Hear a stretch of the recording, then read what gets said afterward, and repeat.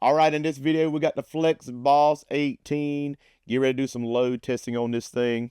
And before we get into the load testing, I'm gonna just go over the specs really quick, tell you what my plans are with this thing, because I'm gonna have a whole install video, on my house. I have a Gridboss. I've already received that as well.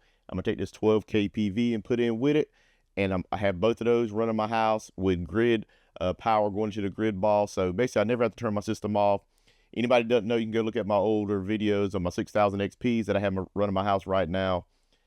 Those are completely off grid.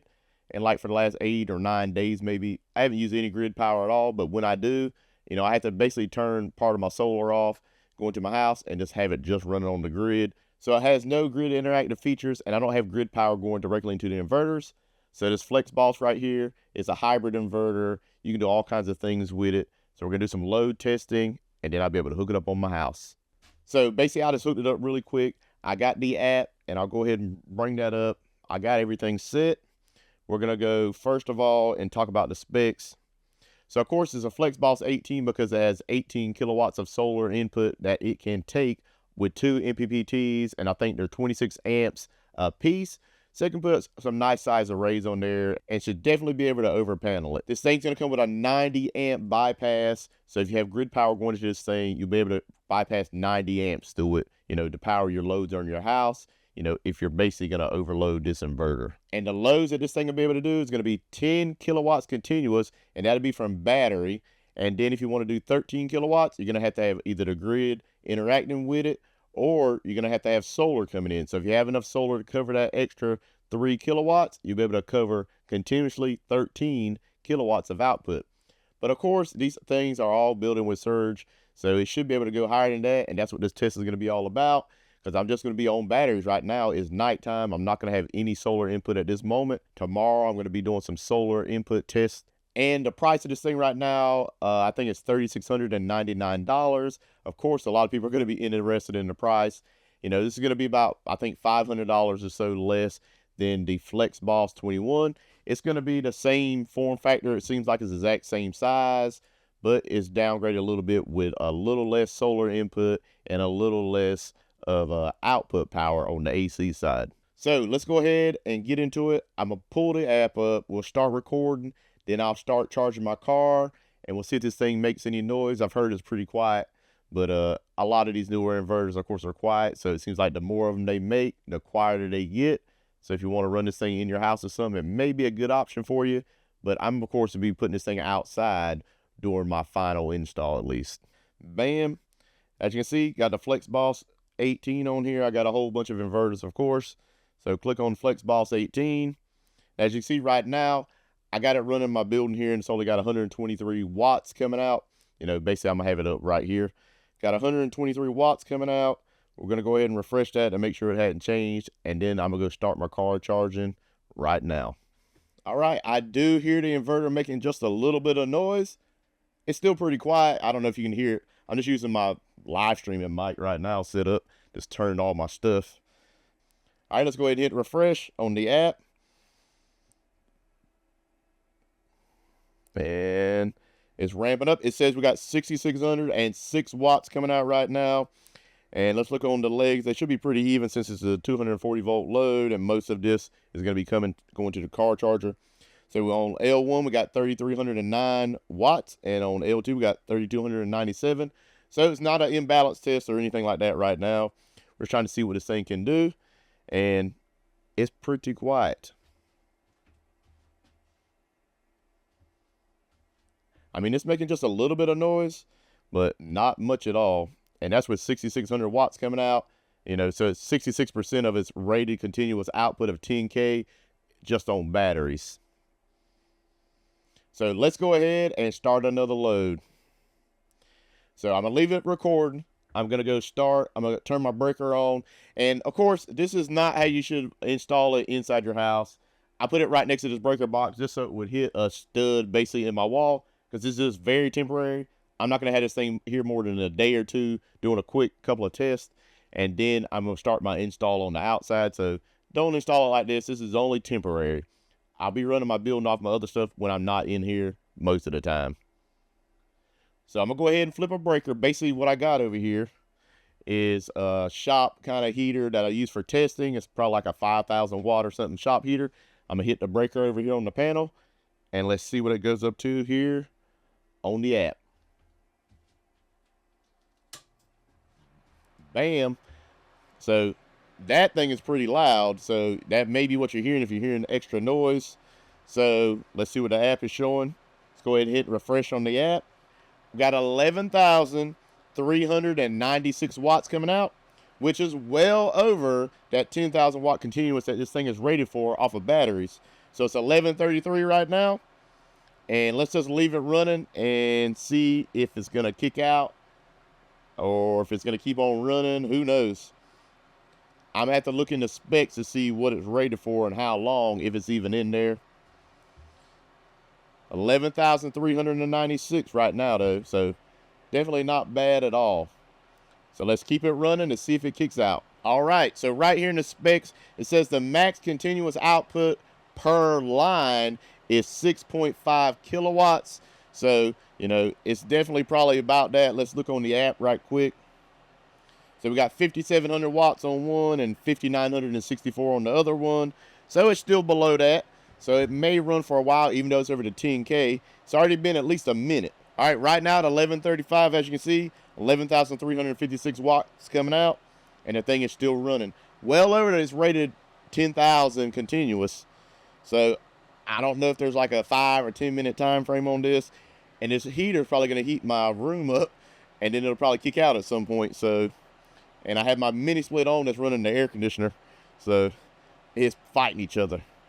But we'll see how long this thing runs. Let's go ahead and refresh it again. It's 11:36 and still going.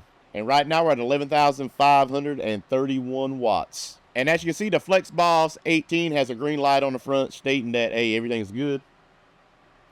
And it has a warning and a fault light as well.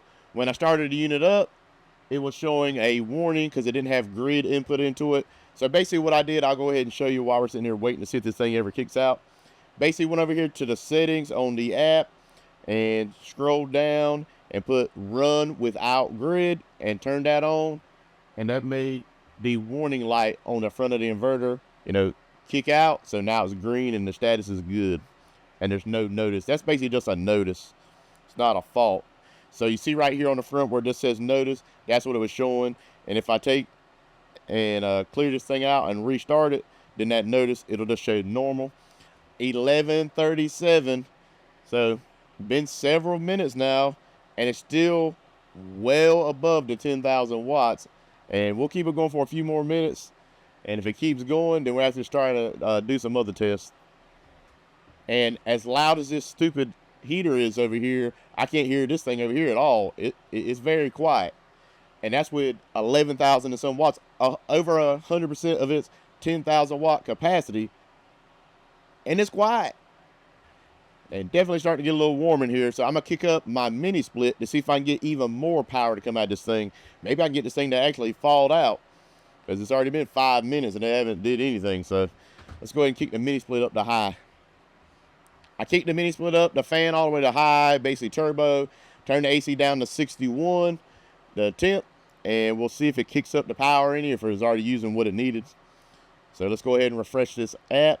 Still pull out 11,356 watts. And let's see if this mini split does anything. Sometimes a mini split doesn't use a ton of power, so there we go. We got it to kick up a little bit. We're at 11,724 watts. So we'll see if that is able to get it to kick out. Probably not, since it's not above 12,000 is my guess. It's just nice to be able to hook something up in little to no time, because, I mean, a lot of the stuff I already had ready, you know, and the stuff just works. And you don't have to worry about it. And tomorrow, of course, I'm going to be doing more testing with the solar inputs. Basically, I just ran them, took the solar inputs off the 12K PV and put them over here. And we'll see how this thing runs tomorrow. And see if it will do that 13 kilowatts of continuous output. I'll hook a little heater or something up in here, you know, to make sure I get it to 13,000. So basically got a whole series coming. So if you're interested, you're definitely going to want to stick around, because we're going to actually make my stuff nice and do it all the right way, hopefully. Especially since this stuff's going to be on the outside. And definitely, if anybody's interested in DIY solar and you don't know, we do a live stream every Thursday night. Myself, Eric from East Texas Homestead, and Adam from Adam Delay on YouTube. We basically host on all 3 channels. We just go from one to the next to the next. And then we have special guests on, and we try to answer people's questions in the chat. So if you're interested in that, hey, think about hitting that subscribe button and then hitting that bell so you get notified when we're doing a live stream. And just subscribe to all our channels. I'll put them all down in the description. So this thing's been running at 11,000 and some watts for almost 10 minutes now. So we'll see if it hits that 10-minute mark. I don't think it is going to kick out. So at least with 11,000 and some watts, it's still 11,736. And I think we started this at 11:33. Yes, it's 11:33 at night, and it just kicked out. Yep, we got a warning light. So after 10 minutes, it kicks out when you're above, I guess, the 10,000 watts. That's what it seems like. I don't know if it's exactly 10,000 or if it's 11,000. But basically, after 10 minutes, as you can see, got the notice right here. I'll pull it up on the app.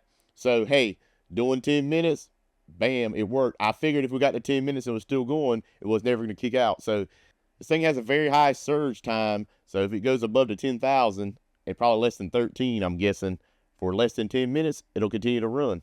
So that's definitely nice to know with this system that it can handle your loads. If you're trying to start something pretty big, it's going to be able to do it for a few minutes and not going to have a problem. And there's probably a lot of people out there that are not going to use this much power. So this is going to be fine for them. Me at my house, I'm going to be using more than this. So that's why I'm going to have the 12K combined with it. And that'll be a nice test to be able to put both of those together. All right, we still got the warning light on here. So let's see if this thing is going to restart on its own or if I'm going to have to do something.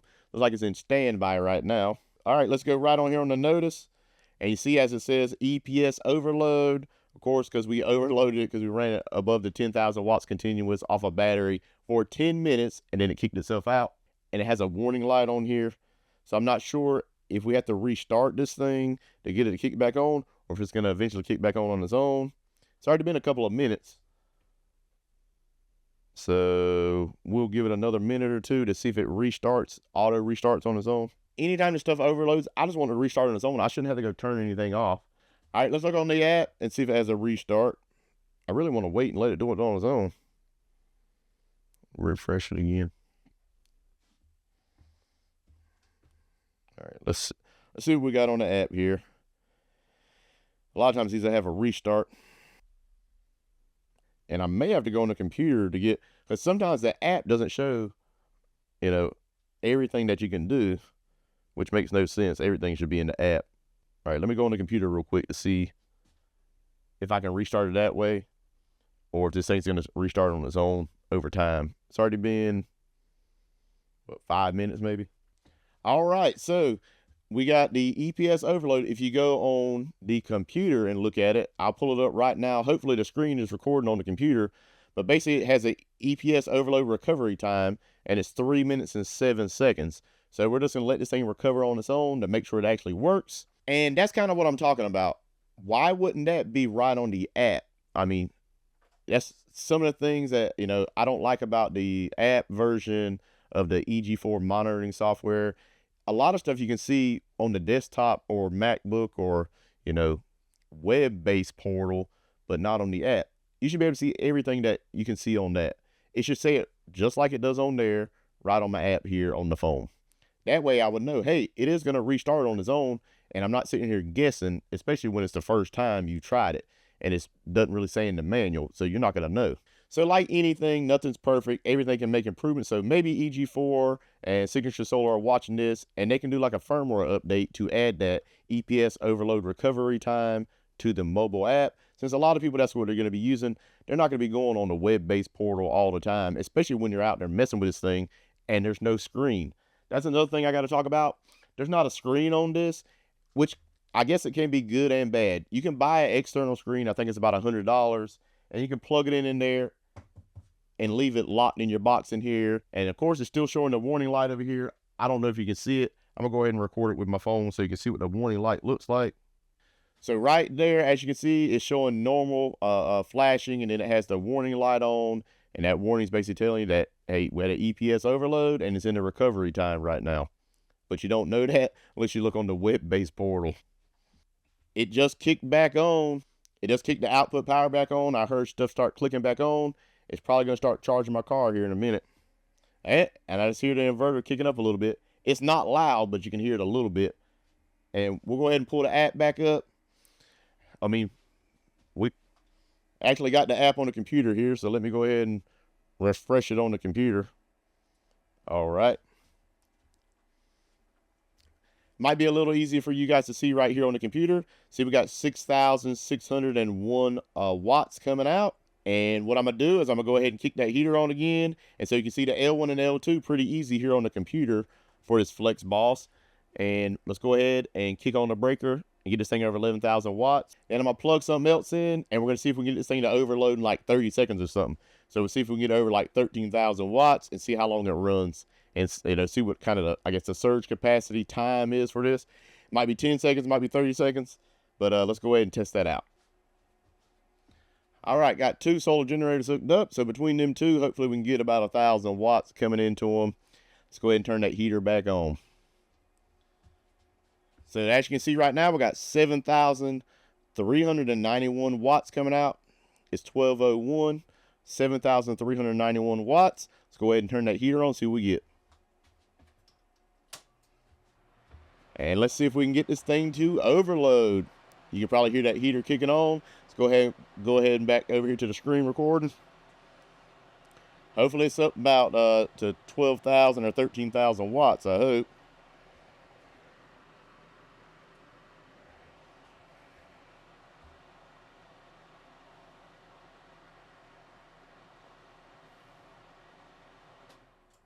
Oh, it just kicked out. So it's at 12,747 watts, as you can see, before it kicked out. So not bad at all. When it gets over 12,000 watts, it must be a very short time frame. That might have been 30 seconds or a minute before it kicked out. So, hey, the surge protection on the device does work. So the Flexboss18, hey, it will kick out and protect itself when it's too much discharge coming out. So that's definitely a good thing to know. And what we were showing was 12,747 watts. Let's go ahead and refresh the page. And we'll see what our recovery time looks like this time, since we already got the computer pulled up. So let's go ahead and see what we got on there. So, of course, we went to standby. And EPS overload time says 3 seconds. Bam, it just kicked back on. And I went on ahead and kicked the heater off, so don't kick back out again. And let's go ahead and refresh the page. And I can hear the inverter kicking back up because it's still charging my car. As you can see, got 7,129 watts coming out. So with a high surge where it kicked out after 30 seconds or a minute, it reset pretty fast. I guess that continuously for 10 minutes being over that 10,000 watts when it made it kick out, it made it take several minutes. It might have been 5 minutes or something, or 4 or 5 minutes before the thing, recovered on its own. But with this, since it was only about 30 seconds to a minute, after 10 or 15 seconds or a minute or whatever, it kicked back on. So it's starting to get a little late. So this is probably enough testing for tonight. I'm going to go try to get this video edited and uploaded in the morning. And then tomorrow, we're going to be doing more testing with this thing. We may even do a live stream, just with this, just to play with it and show it off a little bit. And of course, you need to stick around for my build series, where I'm going to be installing this thing outside with a 12K PV and a Gridboss. And I'm going to use the interactive features with the grid being able to come right in and transfer automatically to my house when I need it. So I'm going to have to do a whole lot of electrical work, because all my breakers are inside of one main panel, where my meter base basically just comes straight into that. So I'm going to have to leave that alone and leave my 200 amp breaker in there and put all my loads in basically a sub panel. So I'll be able to run them from the Gridboss straight into there. We'll explain all that in more videos. And remember, if you want to pick up one of these things, hey, it's going to cost you the same amount of money. You can support the channel by using my links down in the description. And I definitely appreciate it. And you're going to get some money off, of course, anytime you use one of my links. You're going to get $50 off from Signature Solar on orders over like $500. And any future discounts that I'm able to get on this Flexboss18, I'm going to put that down in the description. So it could be in addition to my normal $50 off you're going to get if you click on my link and you use it. If there's something more that I can get for this Flexboss18, I'll put that below as well. But always, if you use the link, you can get $50 off. But definitely, if you're interested in this kind of stuff, hey, you're going to want to hit that subscribe button, hit that like button, and thanks for watching.